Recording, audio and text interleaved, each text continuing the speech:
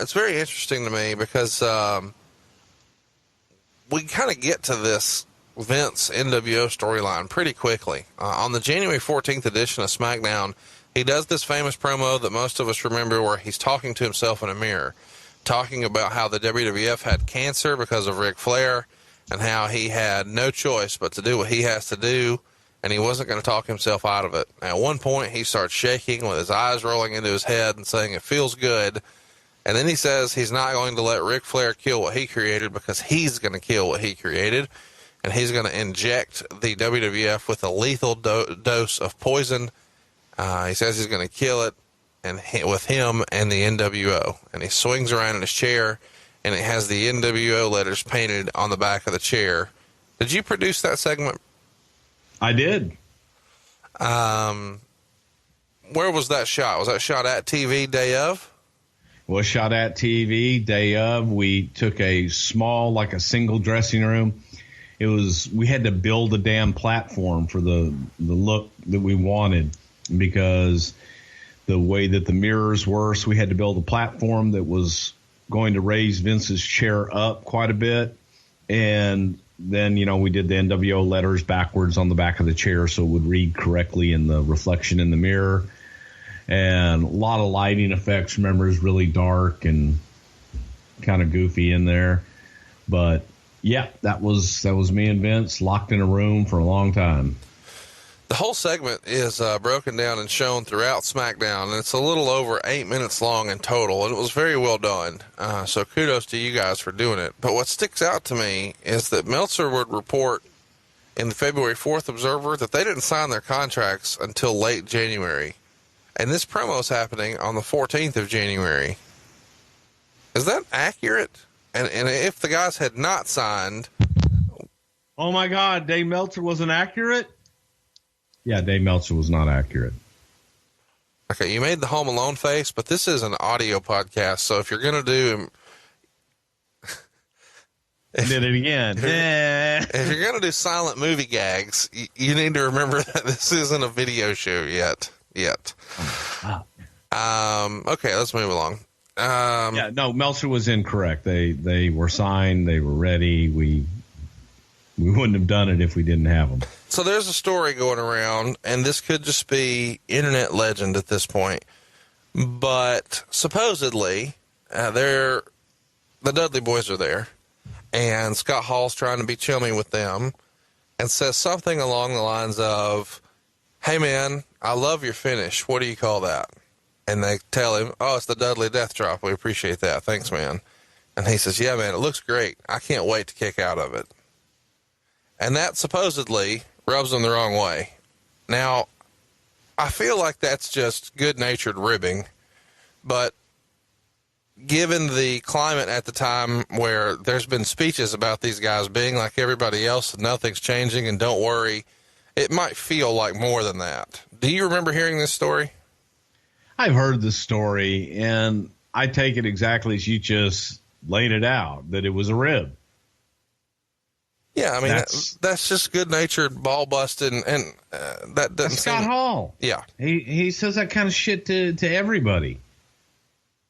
But I think maybe the timing of it, coupled with everything else going on at the time and tensions, it's like, well, what the fuck? This guy's going to kick out of my finish? Right. I think that just grew legend unto itself.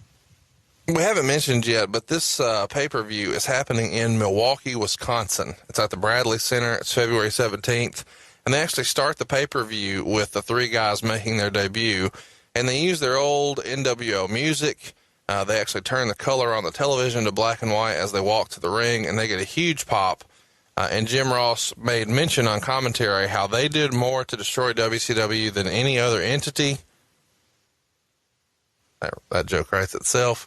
Once they got in the ring, Nash was the first to speak. He talked about the amount of heat they had with the boys and that they got frightening stares. And then he talked about the words that have been used to describe them. He says they want a fair chance and a clean slate to prove to you great fans that nobody does it quite like us. Hall's next to speak. Of course, he starts with, "Hey, yo." And he says that they're not the bad guys. Yo. They're fans, and they just want the opportunity to work with all the great WWF superstars. and they didn't want any trouble because deep down, they're just like you. And then Hogan takes the mic and gets a huge pop before he even speaks, with lots of fans starting the Hogan chants. And then says that Scott and Kevin were right, and they're just like all the fans, just a little richer and a little more famous, but we're not here to kill the WWF. We're here to make it better. And he thanked Vince McMahon for the opportunity and that he wouldn't let him down. He says, God bless Vince McMahon and God bless all of you. And he closed with, God bless America and thank you for the chance. So this is obviously written pretty sarcastically here, Bruce, but at the same time, it's done so to maybe create some doubt in the minds of the fans. Are they good guys? Are they bad guys? Later on in the show, during the main event, it's Chris Jericho defending his undisputed championship against Steve Austin. The NWO runs in and attacks Austin, including Hall hitting him with the Stone Cold Stunner and allowing Jericho to defeat him and retain the title. And then they spray paint NWO on Austin's back. What was the reaction to this? Did Austin have any programs or any problems with this program as far as them coming in and getting the heat on him right away? Or would this been something that Austin volunteered for, since this is going to be the new hot angle? I want in on that. Well, I don't think Steve volunteered for it, but he didn't have necessarily a problem with doing it because it was a way to introduce the NWO and to put the NWO where we wanted them as heels. So you attack, the top baby faces. But he didn't have a problem with it that I can remember. The next night on Raw, the show opens up with Austin coming out to the ring, and he demands the NWO come down. They end up coming out, but they stay at the top of the ramp, and after a few minutes of going back and forth, they just go back to the dressing room. Austin ends up getting arrested, and after the commercial break, he's in the back of the cop car with the NWO standing there looking at him, and Hall is mocking him. So did you guys know right away, okay, here's our plan. We're going to program Hall with Austin, because it feels like even in their first night with him doing the stunner and then mocking him the next night, that was the plan right away. It's going to be Hall and Austin. It was, and because we wanted to have somewhere to go. So we figured people would be looking for that Austin Hulk match. Don't give it to them right away. Let's build to that, and let's get people behind it. Let's get them demanding it, really wanting it. So the idea was to go Hall and Austin, and Rock and Hogan. Felt those are the two best matchups for the first time matchups. That seems really crazy to me that you guys wouldn't try to book Hogan Austin. I mean, it never happened, but it seems like it would have been awesome. And, obviously I'm not disappointed with what we got, so calm the fuck down. I'm just saying. Rock and Hulk was just as attractive. You got to do one of them first. If we had done Austin and Hulk, they said, goddamn, why didn't you guys do Rock and Hulk? It was right there. You got to do one of them. So in your head, Austin is not a notch above Rock. They're 1A and 1B. At that time they were pretty damn equal. Okay. Later in the show, the NWO shown outside the building getting ready to leave, but Hogan says they have to attend to some personal business. So to come back and get him in about half an hour. And then later, Hogan comes out to a huge pop, and there's giant chants of Hogan.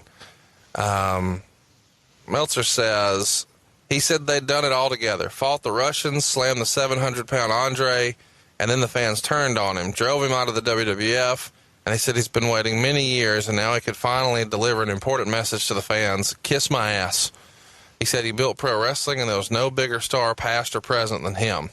So The Rock comes out, does the big stare down where they look one direction and the other, and then half the crowd's chanting Rocky, the other half is chanting Hogan, and The Rock challenges him to a match at WrestleMania 18. Hogan took quite a bit of time to answer, but finally agreed, and they shook hands. Good luck, Hogan said. You're going to need it. And then The Rock replied, not as much as you, brother, and gives him the rock bottom. So The Rock walks up the ramp, and then he's immediately jumped by Hall and Nash. They throw Rock into the ring, and Hogan starts whipping him with his leather belt. Hall gives him the razor's edge, and Nash hits him with the jackknife powerbomb. Hogan goes outside, gets a hammer, and hits Rock in the back of the head with it. and then gives him the big leg drop, because that's the death blow, not the hammer. You're damn to the head, right. the leg drop. Hammer's just going to get him down, by God. But once you drop that leg, shiznit's over.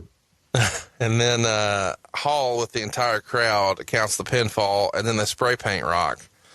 So, the night before, they leave Austin laying and spray paint him. The next night, they leave Rock laying and spray paint him.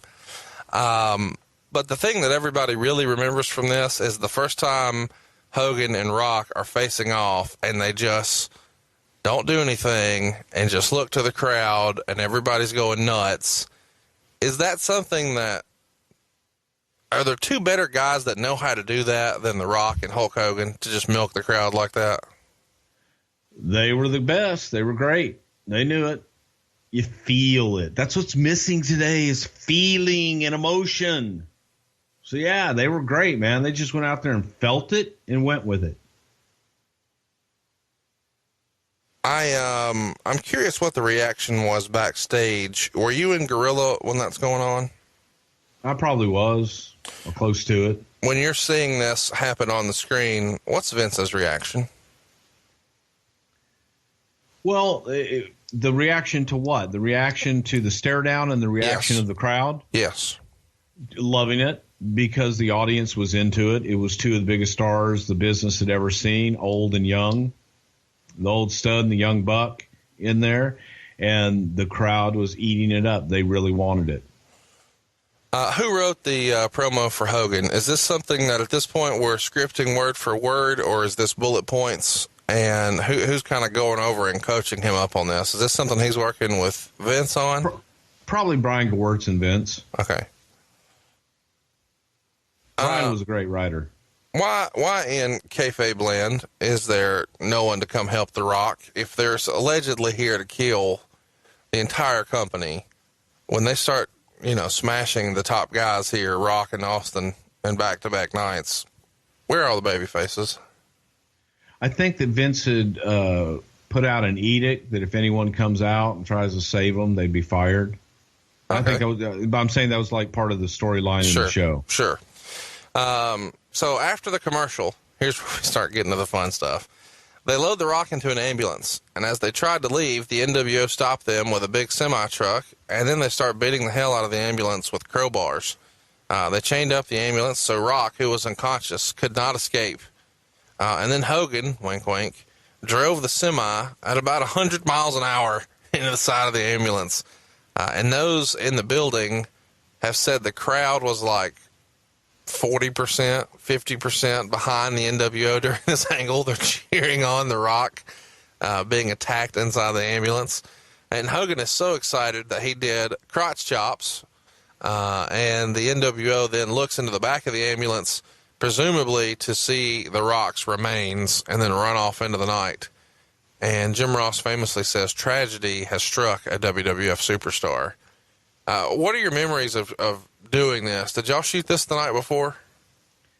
No, we shot it the night of. Wow. And it was pre-taped. It was very ambitious. It was friggin' cold in Chicago.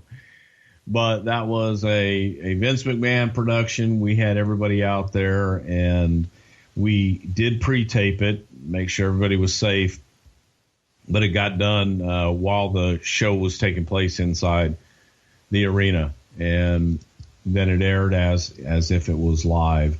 And I dare say it worked out pretty good. And JR kind of summed it up, because tragedy had struck a WWF superstar. And if tragedy has struck anyone in your family, I'd go to rgtaylorforlaw.com for some good legal advice.